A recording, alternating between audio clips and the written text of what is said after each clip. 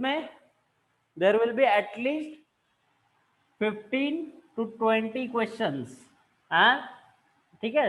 Most of the time it will be around 20 questions. 2 से 3 question होंगे आपके ancient India पे, सिमिलरली 2 से 3 क्वेश्चन होंगे आपके मेडिवल इंडिया पे, मॉडर्न इंडिया पे आपसे रहेंगे 8 to 12 question actually modern India पे रहेंगे, एंड आर्ट एंड कल्चर के कम से कम आपके 6 से 8 क्वेश्चंस रहेंगे। सो सारे के सारे मिलाकर कम से कम 15 से 20 क्वेश्चन आपके पेपर में मिनिमम बता रहा हूं मैं। अभी लास्ट ईयर 2020 में देयर विल बी 23 क्वेश्चंस, इन 2019 में 22 questions. So this is big chunk of your syllabus. जो पेपर अपने 100 क्वेश्चन रहते हैं उसमें से बहुत ज्यादा इंपॉर्टेंट पार्ट होता है हिस्ट्री का, बट बच्चे बहुत ज्यादा डरते हैं। तो ये जो 22-23 क्वेश्चन है उनमें से मैक्सिमम 10 to 12 वो करेक्ट कर पाते हैं। इतना कम अगर आपका एक्यूरेसी लेवल होगा तो you cannot crack civil service prelim examination. कम से कम आपको यहाँ पे ये जो 22-23 है उसमें से कम 17 to 18 क्वेश्चन आपको करेक्ट लाने हैं, ठीक है। So you will have at least 35 marks. कल मैंने आपको बताया था कि you can have 30 marks, up to 30 or 25 marks in your prelims if you study polity very thoroughly. तो देखो सीधी बात है, 25 मार्क्स अगर आपने पॉलिटी में ला लिए और 30 मार्क्स अगर आपने हिस्ट्री में ला लिए, तो this 30 + 25 is equal to 55, more than आपका जो ये है कट ऑफ है। So yes, good evening. Fine. So 55 marks will be covered by only these two, studying only these two subjects. Polity के 25 mark and history के 30 mark. So you will getting 55 marks, almost half of your cut off। 50% mark जो cut off के लिए लगेंगे वो बस आपको ये 2 सब्जेक्ट प्रोवाइड कर सकते हैं if you pay very good attention to this subjects, ठीक है। So next is mains. Mains के लिए आपको हिस्ट्री का कितना सिलेबस पढ़ना है? This is about prelims. For mains, you will be having at least 80 to 100 marks, including your art and culture and world history. World history में again repeat, I am repeating it again. World history will not there for your prelims exam. It is part of only your mains examination, ठीक है। Simultaneously जैसे कल मैंने बताया था, you can use your knowledge of history in your essay paper, in your ethics paper, and around 10 to 15% student जो होंगे they will choose their optional as history, ठीक है। So 500 marks more। ये जो 500 मार्क्स है जिनका ऑप्शनल हिस्ट्री होता है, it will make huge difference, ठीक है। So this is about mains, and in interview they will definitely ask you at least 1 or 2 question based on history specifically where. अगर आपका स्टेट महाराष्ट्र है, so you can be expect questions either on Shivaji Maharaj और on battle of Panipat. पानीपतचं जो 3rd battle होतं Maratha versus Abdali, उन पे पूछेंगे, या फिर anything related with Maratha history medieval से या फिर मॉडर्न से। सो इंटरव्यू में भी आपको कम से कम ये इन चीजों पे क्वेश्चन पूछे जाएंगे। सो this is about importance of this subject. It will fetch you at least 30 to 35 marks in prelims, 80 to 100 marks in mains, and interview में भी कम से कम you will be having at least 2 to 3 questions। मेरे interview में मुझसे पूछा गया था कि आप पुणे से हो, तो जो 3 लोग थे भगत सिंह, सुखदेव, राजगुरु, तीनों में से हु बिलोंग्स टू पुणे और महाराष्ट्र, इन तीनों में से महाराष्ट्र से कौन था? सो आई आंसर्ड, मेरे को पता था कि Rajguru was from Maharashtra. Then they asked me कि what is the full name of Rajguru. देखो लोगों को नहीं पता होता है, none of you will be having idea about it कि राजगुरु का पूरा नाम क्या है। The answer is Shivram Hari Rajguru, ठीक है। अगर आप इंटरव्यू में सही आंसर दे पा रहे हो ऐसे क्वेश्चन के जो बहुत डिफिकल्ट है, it will fetch you at least 5 to 10 marks extra and which will create huge difference, बहुत ज्यादा फर्क पड़ेगा। ठीक है, चलो अभी हम देखेंगे कि प्रिपेयर कैसे करना है हिस्ट्री को सिविल सर्विसेज के लिए, both MPSC as well as UPSC. First I will tell you about UPSC, बाद में थोड़ा सा ब्रीफ में देखेंगे कि एमपीएससी को कैसे कर सकते हैं। सोर्सेस क्या क्या रहेंगे, what will be your sources of history. First thing, always as usual, first is NCERTs. NCERTs के दो सीरीजेस है। First series is our past, 6 to 8 standard के जो एनसीईआरटीज है, 3 बुकलेट है, part 1, 2, 3 our past. And second series is themes in Indian history. Themes in Indian history, these are 10 to 12 books. इसके भी 3 है, इसमें से बस पार्ट 1 और पार्ट 2 ये दो ही पढ़ने हैं, थर्ड पार्ट आपको नहीं पढ़ना है। अवर पास्ट के तीनों पार्ट्स पढ़ने हैं, और इसके थीम्स इन इंडियन हिस्ट्री जो है उसके बस part 1 and part 2, only these 2 parts you have to prepare. Regarding old NCERT, अभी बहुत बच्चे मेरे को पूछते हैं कि आर एस शर्मा जो पुराने एनसीईआरटी है, बिपिन चंद्रा, सतीश चंद्रा, आर एस शर्मा, ये पढ़ने हैं कि नहीं पढ़ने हैं। देखो it is up to you, these are good books, अच्छे बुक्स है, लेकिन उनको बाद में पढ़ना, पहले आपको न्यू एनसीईआरटी पढ़ना इज वेरी इंपॉर्टेंट। अभी फिलहाल 2016 से लेके जो क्वेश्चन आ रहे हैं हिस्ट्री के, all of question will be asking from these books. जो नई सीरीज है, न्यू एनसीईआरटीज है, उनमें से ही क्वेश्चन आ रहे हैं। So you have to first finish this things and then, अगर आपके पास टाइम है, इच्छा है, तो you can read Bipin Chandra, Satish Chandra, R S Sharma. ठीक है, so these are your basic book. And for art and culture NCERT, उस दिन मैंने बताई थी, it is introduction to fine arts.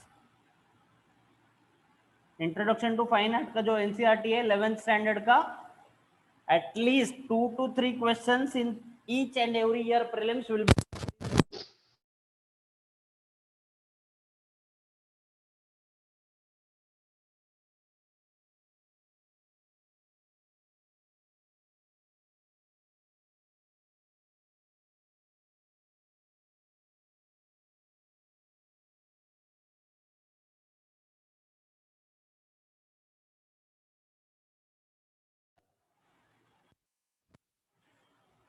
Next,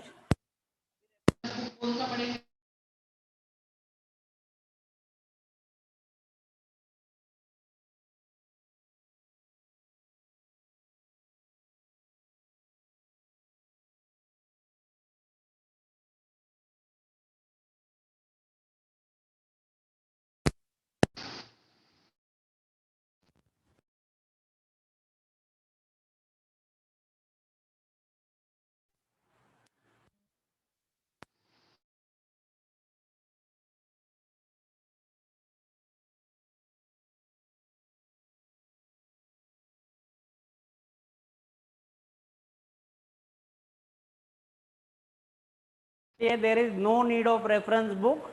अगर आप चाहते हो तो simultaneously new and old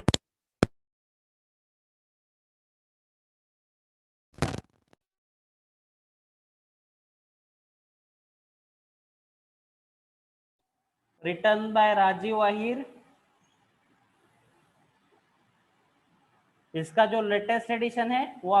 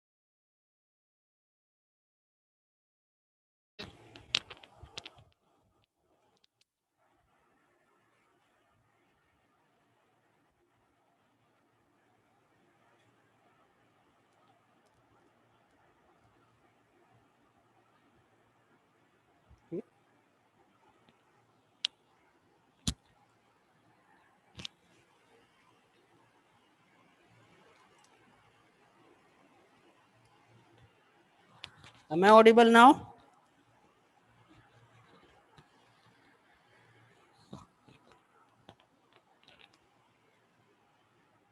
Okay, yes.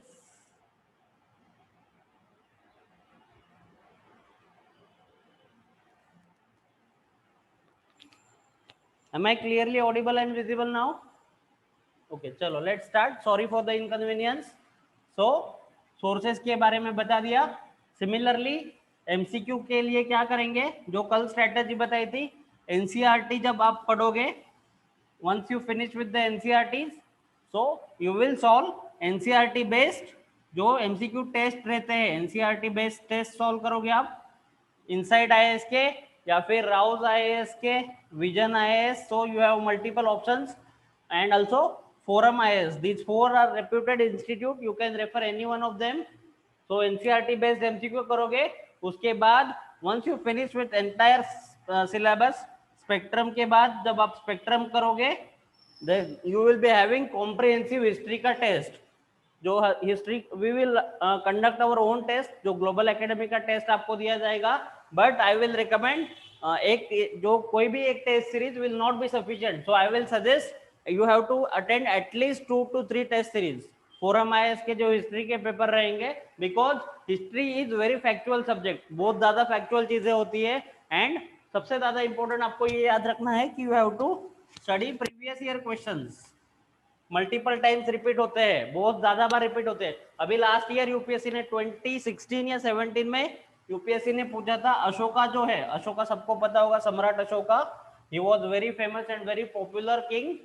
तो उनके जो इंस्क्रिप्शन होते हैं, जो उन्होंने लिखा था, उसको किस कौन से बंदे ने उसको इंटरप्रेट किया. The answer is James Prinsep. इसका आंसर है जेम्स प्रिंसिप. अभी ये क्वेश्चन अगर आप पढ़ोगे तो आपको बहुत ज्यादा डिफिकल्ट लगेगा कि ऐसा क्वेश्चन यूपीएससी ने कहां से पूछ लिया. But same question, exactly same question UPSC ने एग्जैक्टली 10 साल पहले पूछा था. ठीक है.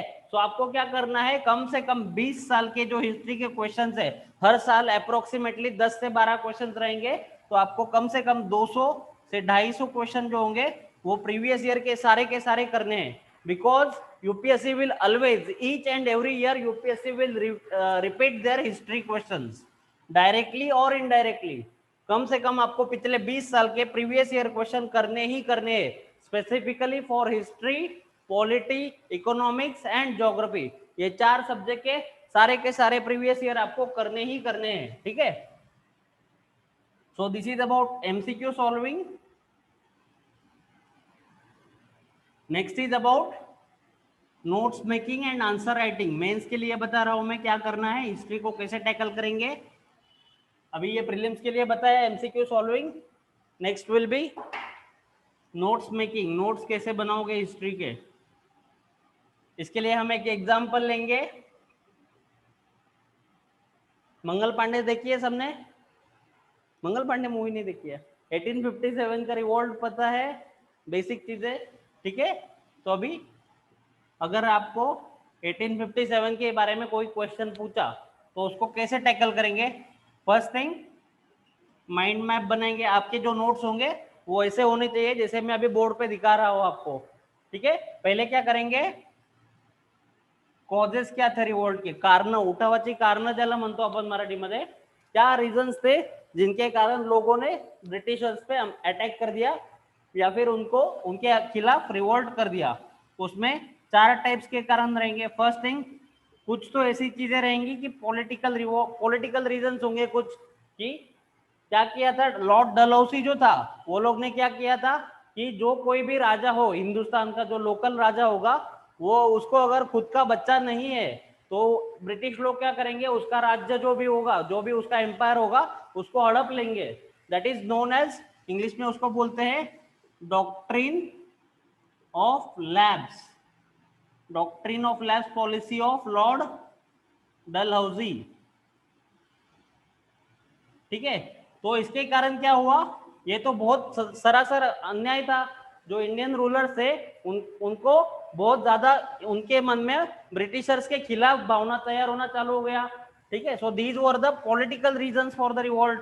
Similarly there were social reasons also. बहुत सारे सोशल रीजन थे. फॉर एग्जांपल, जो ब्रिटिश लोग थे वो क्या बोलते थे कि Christianity is a good religion, it is better than Hinduism. But तभी के जो लोग थे वो क्या मानते थे कि नहीं हमारा धर्म अच्छा है। तो ब्रिटिशर्स लोगों ने क्या किया, जो क्रिश्चियन मिशनरीज के स्कूल थे वो लोग ने क्या किया, क्रिश्चियनिटी को स्प्रेड करने के लिए, पॉपुलराइज करने के लिए एफर्ट्स लिए। तो उसके कारण क्या हुआ, जो वो उस टाइम के जो हिंदू लोग थे वो गुस्सा हो गए। ऑब्वियस थिंग है, अगर आपके धर्म या फिर आपके कास्ट के बारे में कोई आपको आकर गलत चीजें बता रहा है तो ऑब्वियस थिंग थी कि जो हिंदू लोग थे उनके मन में ब्रिटिशर्स के खिलाफ अगेन बहुत ज्यादा असंतोष ये हो गया। Third thing was military reasons थे, बहुत सारे मिलिट्री रीजंस थे। जो इंडियन लोग थे ब्रिटिश आर्मी में जिनको हम सिपोइज बोलते थे, उनके मन में उनको क्या होता था, ब्रिटिश लोग जो थे उनको पैसा नहीं देते थे, their wages was very low, उनको अच्छा खाना नहीं दिया था जाता था, पुअर क्वालिटी ऑफ फूड। ठीक है, तो ये सारे जो रीजंस थे simultaneously there were economic reasons. British लोगों ने क्या किया, जो यहाँ पे जो फार्मर्स थे या फिर जो कोई भी चीज हो, जो फॉर एग्जांपल जो क्राफ्ट्समैन होते थे, जो ये बनाते थे, कोई भी चीजें बनाते थे, उनके हाथ तोड़ दिए ब्रिटिश लोगों ने। क्यों? क्योंकि वहां पे ब्रिटिश में क्या हो रहा था, इंडस्ट्रियल रिव्होल्यूशन, औद्योगिक क्रांती ज्याला म्हणतो आपण मराठीमध्ये, औद्योगिक क्रांति। तो वो लोग क्या करते थे, मशीन पे सारी चीजें बनाते थे। ऑब्वियस थिंग है, मशीन पे अगर 10 बंदे भी काम करे तो वो 10 दिन में एक ही चीज बना पाएंगे, बट एक मशीन एक दिन में कम से कम 1000 चीजें बना रही है। तो 1000 चीजें बेचने के लिए कहीं पे उनको मार्केट भी चाहिए, समझ रहे हो। सो जो चीजें ब्रिटेन में बन रही थी उनको क्या किया वो लोग ने, इंडिया में भेजना चालू कर दिया। तो इंडिया में जो चीजें बनाई गई है, जो ये लोग हाथ से बना रहे थे अपने इंडियन लोग, उनको कौन खरीदेगा। ठीक है, so these were the economic reason. उनकी वजह से क्या हो गया, ड्रॉट्स आने चालू हो गए, लोग गरीब बनते गए, पॉवर्टी इंक्रीजेस, पॉवर्टी बढ़ गई, लोग भूख से मरने लगे। तो ये सारे रीजन थे जिसके कारण 1857 का रिवोल्ट हो गया। सो अभी देखो, आप जब नोट्स बनाओगे, जब आप बुक पढ़ोगे स्पेक्ट्रम का, तो इसमें ये सारी चीजें आपको लिखनी है कि फर्स्ट थिंग फैक्टर्स क्या थे, कौन से कारण थे जिनकी वजह से 1857 का रिवोल्ट हो गया। सो ये एक पार्ट हो गया आपके नोट्स का। अभी सेकेंड पार्ट हम देखेंगे। सो हमने कॉजेस के बारे में देखा। सेकेंड थिंग, इवेंट्स देखेंगे हम, क्या क्या हुआ था, क्योंकि फैक्चुअल चीजें भी पूछती है। सबसे पहले क्या हुआ था, मंगल पांडे जो थे, मंगल पांडे, उन्होंने क्या किया, ही शूट सिंस, जो सीनियर कलीग था ब्रिटिश उनका ऑफिसर, उसको मार दिया। ठीक है, उसके बाद क्या हुआ, दिल्ली में, मेरठ, बराकपुर, ये जगह पे रिवोल्ट चालू हो गया। सारे जो सिपाही थे वो दिल्ली में गए। जो दिल्ली का बादशाह था, मुगल बादशाह बहादुर शाह जफर, उसने लीड कर, मतलब उन्होंने सबने रिवोल्ट करना चालू कर दिया। एंड ग्रेजुअली क्या हो गया, अभी देखो मैं मैप निकालूंगा, अगर मेरे को मेंस पे क्वेश्चन आएगा तो I will draw brief map और मैं दिखाऊंगा कि कहाँ कहाँ पे उठा हुआ था एग्जैक्टली। यहाँ पे है, यहाँ पे दिल्ली, कानपुर, लखनऊ, झांसी, देन बरेली। तो मैं ये ऐसी चीजें मार्क करूंगा। तो ये मैप आपको नोट्स बनाते वक्त ही बना के रखना है, ताकि आपको एग्जाम में अगर मेंस में क्वेश्चन आए, हर साल 2016 में ऑलरेडी क्वेश्चन आ चुका है, एंड 4 या 5 साल बाद यूपीएससी 1857 पे क्वेश्चन रिपीट करता ही करता है। तो there is very high probability, या तो 2021 में या फिर 2022 में, इन 2 सालों में 1857 रिवोल्ट पे पक्का ही पक्का क्वेश्चन आना है। तो आपके पास अगर ये मैप रेडी होगा तो it will fetch you at least 1 और 2 मोर मार्क्स। देखो यूपीएससी का एग्जाम ऐसा है कि एक एक मार्क के लिए आपको मेहनत करनी है। ठीक है, सो अगर आप ये मैप अभी नोट्स मेकिंग, जब नोट्स बना रहे हो तभी है, जब आप ये मैप बना, और ऐसा नहीं है अपने मन से बनाना है, जो बुक में दिया है बस आपको मैप के रूप में याद रखना है उसको। ठीक है, समझ रहा है सबको? एनी डाउट अभी तक, जो किसी को, आपको कुछ डाउट है? ऑनलाइन पीपल कुछ डाउट है? Any doubt to anyone? You can put it in chat box. आवाज आ रही है सबको ऑनलाइन पे?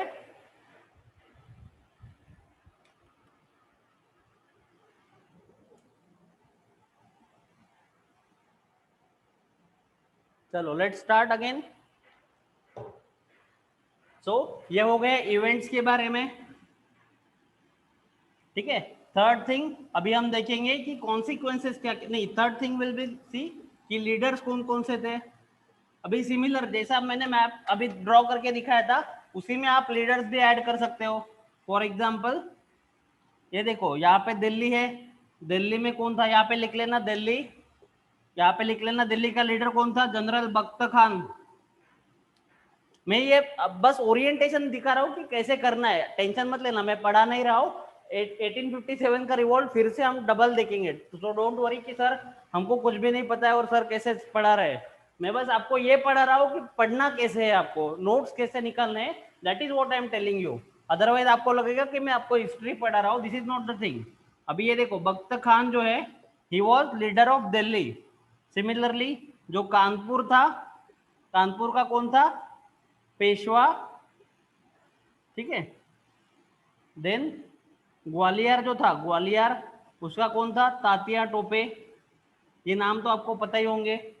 थर्ड थिंग झांसी जो था, झांसी के कौन होता, रानी, बोला रहे तुम्ही तरी बोला, लक्ष्मीबाई, लेक्चर तुम्हारे लिए भी तो है। सो रानी Lakshmibai was from Jhansi.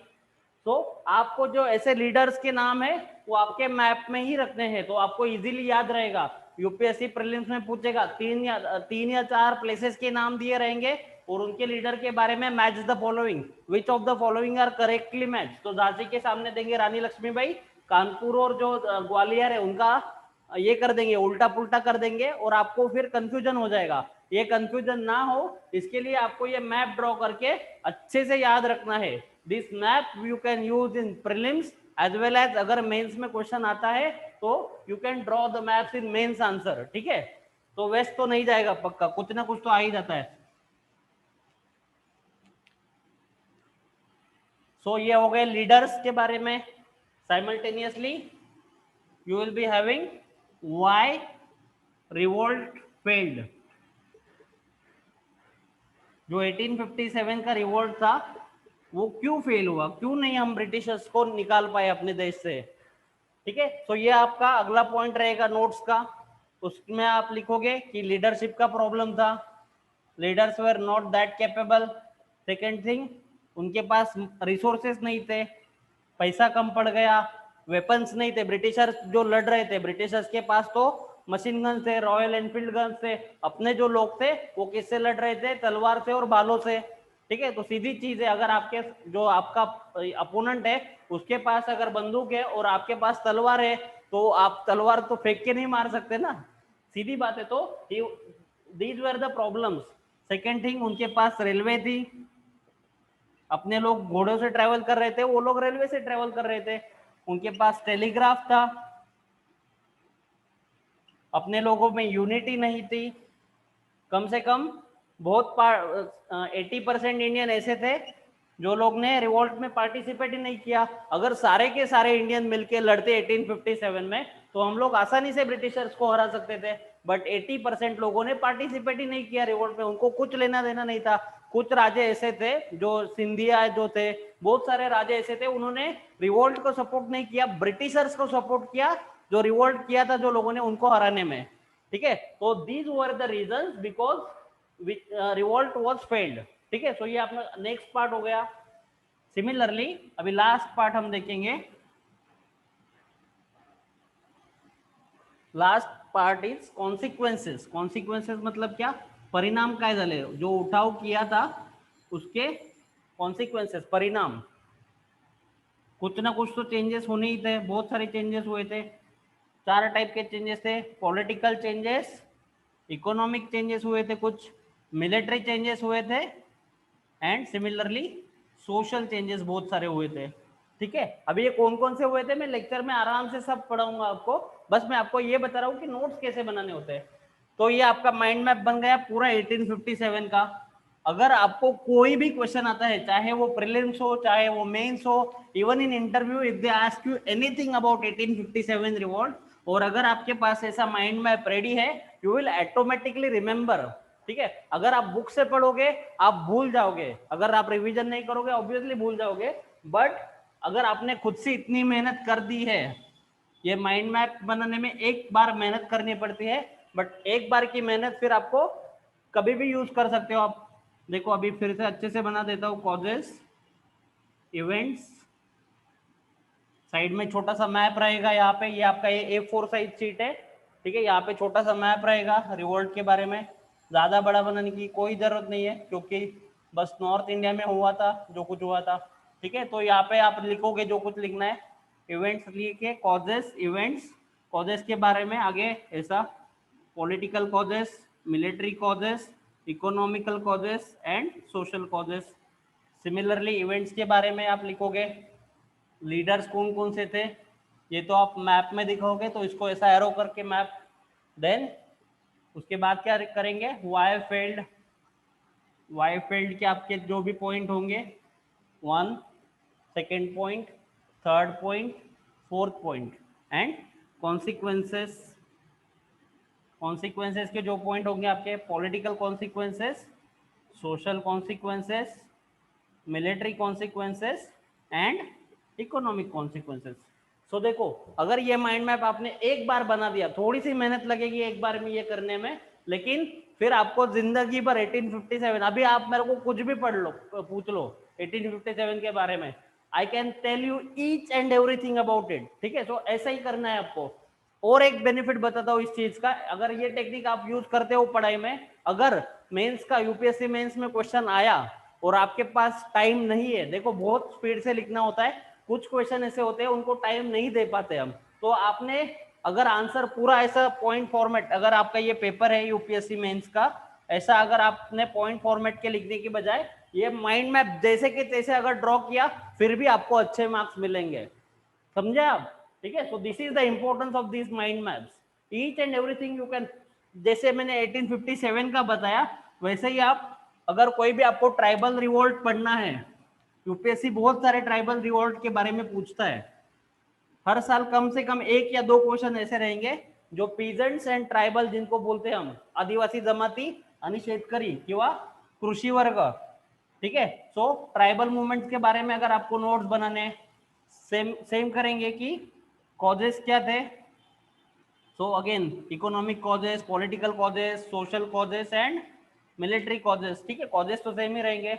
Leaders कौन कौन से थे, अगर बिरसा मुंडा था, बिरसा मुंडा, तो उसके मूवमेंट का नाम याद रखना, ब्रैकेट में लिख लेना, उलगुलन। अभी जो मैंने बताया आपको, उलगुलन बिरसा मुंडा, आप जाके 2020 का पेपर देख लेना प्रीलिम्स का, स्ट्रेट फॉरवर्ड क्वेश्चन पूछा गया है कि what do you mean by Ulgulan. अगर आप ऐसे पढ़ते हो, इस मेथड से पढ़ते हो, तो आपको ऐसे आंसर आने ही आने हैं। बाकी सब लोगों को, किसी को नहीं पता था ये, मेरे को पता था क्योंकि मैंने माइंड मैप में अपने लिखा था ये चीज, समझ रहे हो। तो ट्राइबल उस लीडर्स के बारे में लिखा, ठीक है। उसके बाद हम देखेंगे कि इम्पैक्ट क्या हुआ, वो जो ट्राइबल मूवमेंट था उसका इम्पैक्ट क्या हुआ, सेम जैसे ट्राइबल के बारे में करेंगे, सिमिलर गांधीयन मूवमेंट के बारे में करेंगे, सोशल रिलीजियस रिफॉर्म के बारे में लिखेंगे, हर चीज का अपने पास माइंड मैप रहेगा, रिवीजन करने में आसानी होगी। एक बार आपने इसमें मेहनत कर दी, आपको फिर से बुक पढ़ने की कोई जरूरत नहीं है, आप ये अपने नोट्स पढ़ सकते हो खुद के, ठीक है। So this is about notes making, answer writing. Notes अगर आप ऐसे बनाते हो, हर एक चीज के लिए, अगर आप माइंड मैप या फिर कोई भी आप अपना भी खुद का इन्वेंशन भी कर सकते हो, ये तो मैंने आपको बताया। आपको अगर आपको इससे अच्छा कुछ सूझ रहा है तो आप वो भी, अभी देखो टेबुलर फॉर्मेट में भी हम पढ़ सकते हैं। फॉर एग्जाम्पल, सारे के सारे जो ट्राइबल मूवमेंट्स है, we can cover it in same. एक देखो बिरसा मुंडा का मूवमेंट, दूसरा सन्यासी रिबेलियन, तीसरा जो इंडिगो रिवोल्ट हुआ था, चौथा चंपारण जो गांधीयन था, चंपारण मूवमेंट, पांचवा बारडोली मूवमेंट।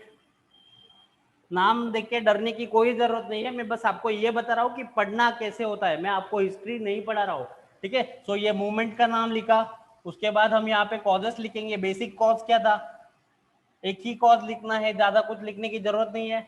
सेकेंड, लीडर कौन था, एरिया कौन सा था, और इम्पैक्ट क्या हुआ, जो मूवमेंट था उसका इम्पैक्ट क्या हुआ। अगर आपने एक बार ऐसा टेबल बना दिया, नोबडी कैन बीट यू। अगर आप सेम टेबल जाके यूपीएससी मेंस में लिखते हो या फिर अगर प्रीलिम्स में कोई भी क्वेश्चन आता है ट्राइबल मूवमेंट में, आई कैन अश्योर यू, मैं आपको गारंटी से बता सकता हूँ कि आपका रॉन्ग होगा ही नहीं। अगर आप ये इतनी मेहनत करते हो, टेबल बना देते हो, बट ये फर्स्ट रीडिंग में नहीं करना है। मैं आपको फिर से बता देता हूँ, उस दिन जैसे मैंने आपको बताया था कि आपको जो भी बुक हो, एनसीईआरटी हो या स्पेक्ट्रम हो, फर्स्ट रीडिंग जो होती है that should be very plain reading करना है। कवर टू कवर लेके सब पढ़ेंगे, जो जो चीजें इंपॉर्टेंट लगती है उनको मार्क करेंगे। सेकेंड टाइम जो सेकेंड रीडिंग कर रहे हो आप, तब आप हाईलाइट करोगे या फिर अंडरलाइन जिसको हम बोलते हैं। सो सेकेंड टाइम पे ये करोगे, and when you are doing your third reading of that book, तब जाके आपको ये ऐसे नोट्स बनाने हैं। समझ रहे हो। फर्स्ट रीडिंग में ये सब करने जाओगे कुछ नहीं समझेगा, गलत बना दोगे सब कुछ। ठीक है। So first reading second reading करोगे, उसके बाद थर्ड रीडिंग में आपको नोट्स बनाने हैं, and once you make the notes, उसके बाद आपको बस नोट्स ही अपने रिवाइज करने हैं। बुक को आपको बस उसी टॉपिक बुक से करने हैं जो आपने नोट्स नहीं बनाए हैं जिनके। ठीक है। So this is all about notes making end. सो अभी मैंने जैसा हिस्ट्री के बारे में बताया, सिमिलर ये सब चीजों के लिए चलता है। ज्योग्राफी के लिए आप सेम कर सकते हो, इकोनॉमी के लिए कर सकते हो, एनवायरमेंट के लिए कर सकते हो। ठीक है। So these methods, mind maps हो या फिर टेबुलर फॉर्मेट हो, ये आपको हर कोई भी सब्जेक्ट हो, कोई भी टॉपिक हो। अगर मेरे को आपने पूछा कि रिवर्स के बारे में आप कैसे बनाओगे, ज्योग्राफी का एनीवेज हम कल रखने वाले हैं, कल या परसों। बट देखो ज्योग्राफी का मैप निकाला मैंने फटाक से, कोई भी रिवर पे क्वेश्चन हो, विल ड्रॉ द मैप। हाँ थोड़ा सा गलत हो रहा है मेरा, ये हो गया गुजरात। और यूपीएससी को एक बात याद रखना, यूपीएससी को एकदम परफेक्ट मैप कभी नहीं चाहिए, उनको अप्रोक्सीमेट मैप बनाओगे तो भी चल जाता है। ऐसा नहीं कि एकदम ड्रॉ एकदम पेंटिंग करना है उसमें, बस उनको समझ में आना चाहिए बच्चों को कहना क्या चाहता है। अभी देखो जैसे हिमालयन रिवर के मैप बनाएंगे, ये 5 रिवर, यहाँ से मैं फिर नर्मदा लूंगा, देन तापी, यहाँ से कृष्णा, गोदावरी, कावेरी यहाँ पे। ठीक है, नाम दे देंगे इसको फटाफट से, कावेरी, नर्मदा, तापी, देन इंडस, झेलम, चिनाब, रावी, बियास। ठीक है। सिमिलरली यहाँ से जाएगी गंगा, यहाँ पे नीचे यमुना, यमुना तो गंगा को मिलेगी। ठीक है। So this is Yamuna, and this north India में ब्रह्मपुत्र। मैंने मैप ड्रॉ कर दिया। उसके बाद में क्या करूंगा, डिफरेंस बिटवीन हिमालयन रिवर और जो अपने महाराष्ट्र या फिर जो डेक्कन पेनिनसुलर जिसको हम बोलते हैं, द्वीपकल्पीय पठारी प्रदेश, तो ये दोनों चीजों का डिफरेंस हम टेबुलर फॉर्मेट में लिख देंगे। एक बारी की मेहनत है, बस एक बार ये कर दिया, उसके बाद आपको रिवर पे कोई भी क्वेश्चन पूछ लो, आप अच्छे से अटेम्प्ट कर पाओगे, प्रीलिम्स हो मेंस हो कोई भी हो। ठीक है। चलो, so this is all about notes making and answer writing. Same answer writing के लिए जो मैंने कल पॉलिटी में बताया था, same applies to history. Once we having lecture, per lecture जब जैसे जिस लेक्चर में 1857 खत्म करूंगा, 2 या 3 प्रीलिम्स के क्वेश्चन दे दूंगा आपको, 3 या 5 तक एमसीक्यू क्वेश्चन, एंड 1 और 2 जो डिस्क्रिप्टिव मेंस के लिए क्वेश्चन रहेंगे वो मैं आपको दे दूंगा। आपको उनको लिखना है, प्रीलिम्स के क्वेश्चन को सॉल्व करना है, and if you give me मतलब जो टाइम लिमिट में अगर आप दे दोगे मेरे को, then I will evaluate those question and I will let you know कि आपने आपके आंसर में क्या अच्छी चीजें हैं, क्या बुरी चीजें हैं, कैसे हम उसको और बेहतर बना सकते हैं। So we will be having per lecture, जब भी हमारा लेक्चर होगा 1 या 2 क्वेश्चन आपको मेंस के आंसर राइटिंग के लिए दिए जाएंगे। And once we finish the syllabus, we will having 1 MCQ test 100 questions की प्रॉपर, एंड साइमल्टेनियसली कब से आपकी 1 will mains test will also be there, जिसमें हम 20 क्वेश्चंस देंगे आपको अटेम्प्ट करने के लिए। So we will be having both prelims as well as mains test series for you along with our history और पॉलिटी, कोई भी सब्जेक्ट होगा उसके साथ हम ये करेंगे। एंड दिस एक्टिविटी जो फुल लेंथ टेस्ट है, that will be either on Saturday और संडे, बिकॉज ऐसा रहेगा कि वी आर एक्सपेक्टिंग यू कि मंडे से लेके फ्राइडे तक आप पूरा पढ़ोगे, on Saturday you will revise जो आपने मंडे से फ्राइडे तक जो भी सब्जेक्ट पढ़ा है, सैटरडे को आप रिवाइज करोगे, एंड संडे को आप उसका टेस्ट दोगे। ठीक है। सो ये फॉर्मेट अगर हम फॉलो करेंगे, nobody can beat you, mark my words, you will be having best in that subject. समझ रहे हो बात को? तो आपको ये 5 दिन जो है पूरा पढ़ना है, सैटरडे को जो 5 दिन पढ़ा है उसको रिवाइज करना है, और संडे को टेस्ट देके फिर दोपहर में आपकी टेस्ट रहेगी, एंड शाम को जाके फिर चिल मारना है। You can watch movie, you can do anything, ठीक है। तो अगर आपने पूरा हफ्ता मेहनत की है, संडे को इवनिंग में ब्रेक लेके आपको फिर से रिजुवेनेट होना है। So this is about answer writing and notes making.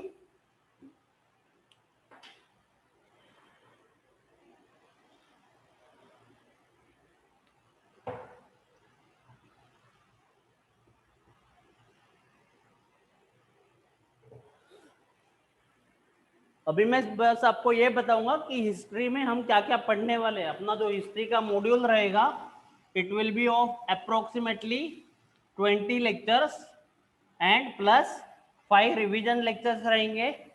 So total 25 lectures will be there approximately. मैं ये फाइनल नहीं बता रहा हूँ, approximately 25 lectures will be there.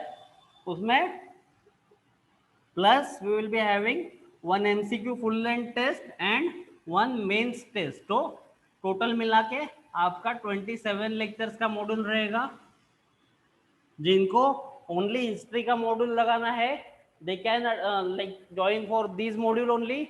Otherwise जो लोग इंटीग्रेटेड बैच ज्वाइन करेंगे उनके लिए तो ये फ्री ऑफ कॉस्ट रहेगा।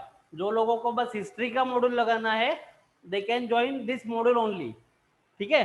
तो आपको फ्लेक्सिबिलिटी रहेगी। अभी ये 20 लेक्चर्स में हम क्या क्या देखेंगे वो मैं आपको बता रहा हूँ। कम से कम आपके 2 या 3 लेक्चर रहेंगे एंशिएंट इंडिया के लिए, जिसमें हम पहले से देखेंगे सोर्सेस क्या होते हैं एंशिएंट इंडिया के। देन जो स्टोन एज जिसको हम बोलते हैं, मराठी ज्याला आपण अश्मयुग म्हणतो, इसके 3 पार्ट रहते हैं। पैलियोलिथिक म्हणजे पुराण अश्मयुग, मेजोलिथिक म्हणजे मध्याश्मयुग, आणि नियोलिथिक नवाश्मयुग, ठीक है। उसके बाद हम देखेंगे इंडस वैली सिविलायझेशन, जिसको हम नॉर्मल लँग्वेज में क्या बोलते हैं, हडप्पा संस्कृती किंवा सिंधू संस्कृती। त्याच्यावर कमीत कमी प्रत्येक वर्षी एक क्वेश्चन, म्हणजे ज्या वर्षी IVC वर क्वेश्चन येतो, पुढच्या वर्षी बुद्धिझम जैनिझम वर क्वेश्चन येतो। सो अल्टरनेटिव्ह असे क्वेश्चन येतात। 2018 2016 प्रत्येक कुठलाही पेपर काढून बघा, अल्टरनेटिव्ह इयरला तुम्हाला हरप्पा संस्कृतीवर एक क्वेश्चन सापडणार म्हणजे सापडणारच, ठीक है। So this is very important. उसके बाद हम देखेंगे वैदिक कल्चर। वैदिक कल्चरचे 2 पार्ट असतात, उत्तर वैदिक ज्याला आपण पूर्व वैदिक ऍक्च्युअली पहिला, early Vedic age and later Vedic age, पूर्व आणि उत्तर। So we will be seeing Vedic. उसके बाद हम देखेंगे महाजनपदा का एरा, महाजनपदा। उसके बाद Buddhism and Jainism. This is again हर साल कम से कम 2 क्वेश्चन रहेंगे। This is very important. ये और वैदिक कल्चर, ये 3 चीजें जो है बहुत ज्यादा इंपॉर्टेंट है। बुद्धिज्म जैनिज्म इतना इंपॉर्टेंट है, कोई भी साल ले लो, 2013 से लेके 2020 तक, take any UPSC prelim paper, you will be having at least 2 questions on Buddhism and Jainism, ठीक है। So this is very important, you should never skip this part, बहुत ज्यादा इंपॉर्टेंट है। पूरा डिटेल में देखेंगे क्योंकि बहुत डिफिकल्ट क्वेश्चन पूछे जाते हैं बुद्धिज्म और जैनिज्म पे। मेरे खुद के 2 या 3 बार अभी तक गलत हुए हैं ये क्वेश्चन, इतना पढ़ने के बावजूद, ठीक है। सो बहुत ज्यादा डिफिकल्ट होते हैं, कुछ भी स्किप नहीं करना है इससे। अगर आपको ये कम से कम 4 मार्क्स ये आपको चाहिए तो आपको बुद्धिज्म जैनिज्म पढ़ना ही है। एंड 4 मार्क्स मतलब जो उस दिन मैंने आपको बताया था कि 1 mark is equal to approximately 15 से लेके 20,000 कैंडिडेट रहते हैं 1 मार्क के रेंज में। अगर आप 4 मार्क बाकी लोगों से एक्स्ट्रा मिलाते हो तो आप 60,000 पीपल को पीछे डालते हो अपने, अप्रोक्सीमेटली 50,000, ठीक है। 60 नहीं, 50,000 लोगों को आप पीछे डाल के आगे निकल जाओगे उनसे। This is competitive exam, you have to study it. अगर आप नहीं करोगे, देखो वो जो 3 इडियट का डायलॉग है इसका, वायरस का, अगर आप तेजी से नहीं भागोगे तो दूसरा आपके आगे निकल जाएगा, ठीक है। सो आइदर बी रैंचो और एटलीस्ट बी चतुर। he was second, he was not failure, he was second topper of the university, ठीक है। सो महाजनपदा के बाद बुद्धिज्म एंड जैनिज्म देखेंगे। उसके बाद देखेंगे मौर्यन पीरियड। उसके बाद पोस्ट मौर्यन। पोस्ट मौर्यन में हम सबसे इंपॉर्टेंट होता है कुशाना, कुशानास के बारे में देखेंगे। And last will seeing Gupta. Gupta period is also very important, एक या दो क्वेश्चन अभी तक आ चुका है इस पे, ठीक है। तो this will be all in ancient India, 2 से 3 लेक्चर में हम ये फिनिश करेंगे। उसके बाद हम देखेंगे, और ये जो पीरियड हम देखेंगे उनका हम पूरा थरोली नॉलेज लेंगे। फॉर एग्जांपल वो जमाने में पॉलिटिकल लाइफ कैसी थी, सोसाइटी कैसी थी, इकोनॉमिक लाइफ कैसी थी, रिलीजियस वैल्यू कौन कौन से थे। So this 4 parameters we will be covering for each and every era, post Vedic कोई भी एरा हो, महाजनपदा, बुद्धिज्म, जैनिज्म एरा, हम ये 4 चीजें हर जगह की देखेंगी, क्योंकि यूपीएससी क्वेश्चन किसी भी एंगल से पूछ सकता है, ठीक है। So this will be all about ancient India. Medieval India में हम क्या क्या देखेंगे बताता हूं मैं अभी, सर को बुलाओ नहीं करेंगे। So regarding medieval India we will be seeing, first thing is Delhi Sultanate, Delhi सल्तनत देखेंगे।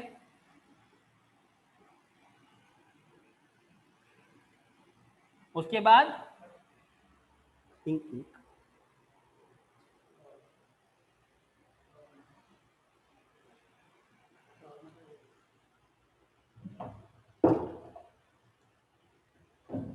उसके बाद हम देखेंगे मुगल्स, मुगल्स के बारे में देखेंगे।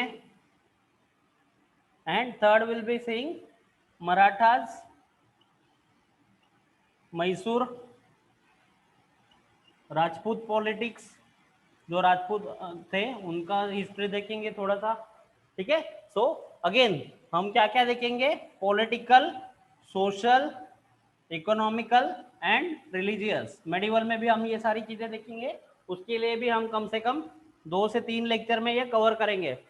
दोनों मिला के एंशिएंट एंड मेडिवल मिला के 5 लेक्चर हम लेंगे, ठीक है। Next, the most important part of our module will be modern Indian history, modern Indian history। so इसमें हम क्या देखेंगे, 1757 से लेके 1857 तक ब्रिटिशर्स ने कैसा अपना खुद का एक्सपांशन किया। 1757 में क्या हुआ था, बैटल ऑफ, क्या हुआ था, battle of Plassey. Plassey is in place in Bengal, Calcutta के नियर है। तो वहां से लेके आगे के जो 100 साल है वहां तक ब्रिटिशर्स ने कैसा खुद को एक्सपैंड कर दिया, कैसा अपना ये कर दिया, मतलब बाकी जो यहाँ के जो इंडियन रूलर थे उनको एक एक को हरा के फिर उन्होंने British will become supreme power, ठीक है। So this is about this 100 years is era of expansion, इसको हम बोलते हैं era of expansion of British rule.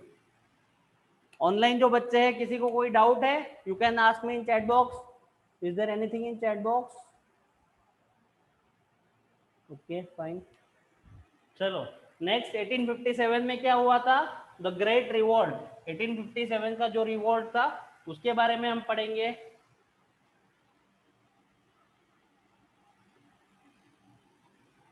(1857) से लेके 1885 तक, that will be our second lecture.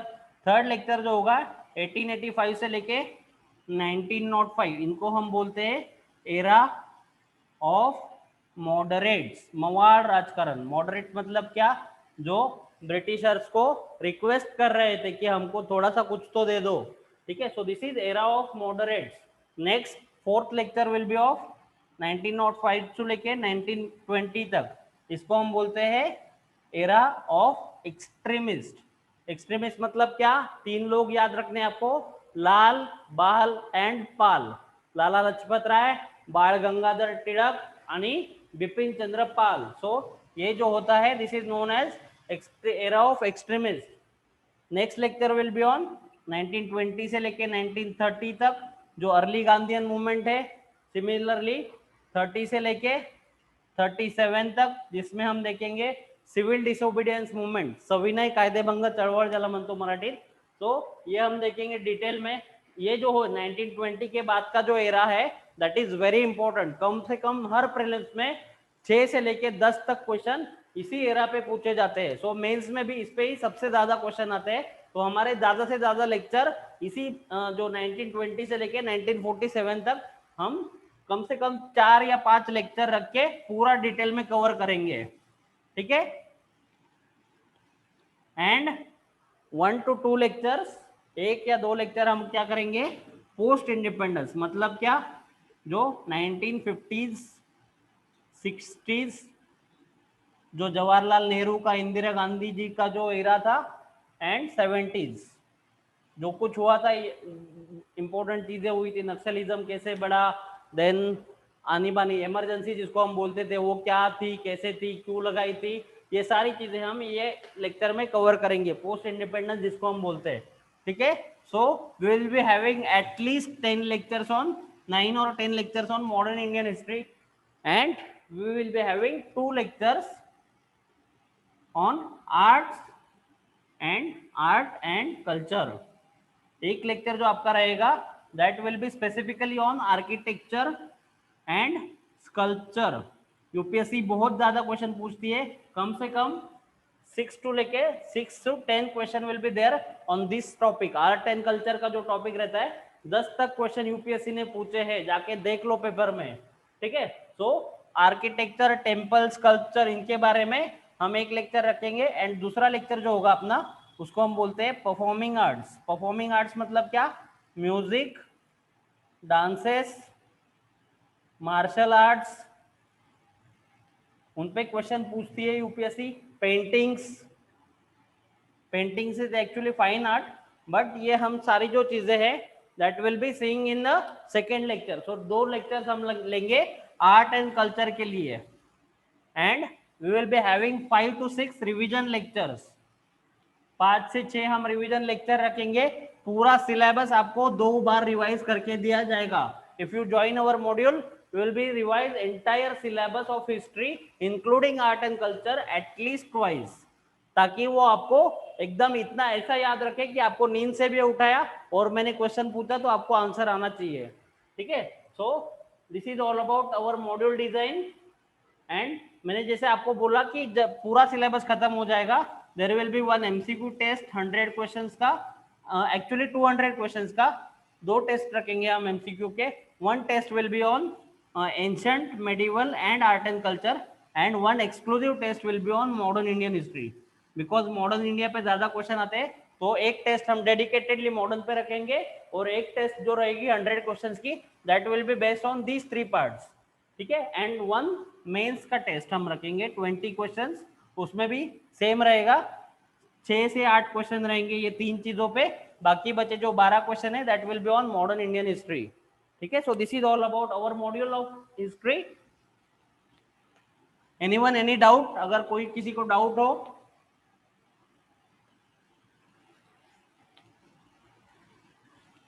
आपको कोई डाउट है? Online people, any doubt? किसी को कोई डाउट है? You can put it in chat box. चलो, सो नेक्स्ट टॉपिक इज अपना जो मॉड्यूल रहेगा उसके बारे में मैं आपको एक बताऊंगा। प्रीलिम्स के लिए जो है आई विल टेकिंग पर्सनली, ठीक है। प्रीलिम्स और मेंस दोनों का हिस्ट्री का मॉड्यूल आपका मैं ही लूंगा। And for optional Girish Yadav sir, Girish Yadav, he is IPS officer all India 2020, he will be taking your few of your optional, specially ये जो सर है इनका modern Indian history is awesome, तो मॉडर्न इंडियन हिस्ट्री का पार्ट ये लेंगे। एंशंट एंड वर्ल्ड का जो पार्ट है that will be taken by me only, ठीक है। So I had 292 marks in optional, अगर आप ऑप्शनल भी में हिस्ट्री रख रहे हैं so, and our Manoj Mahajan sir IAS 2018 के जो आईएएस है जिनका वेबिनार आपने अटेम्प्ट किया था, so he has 125 all India rank 125, he will be taking few of your lecture, specifically answer writing guidance करेंगे वो आपको, 1 या 2 लेक्चर ऑनलाइन रखेंगे उनका। So this will be our modules of history. Any doubt? किसी को कोई डाउट है? Any doubt? लास्ट कॉल, किसी को कोई डाउट है अपने?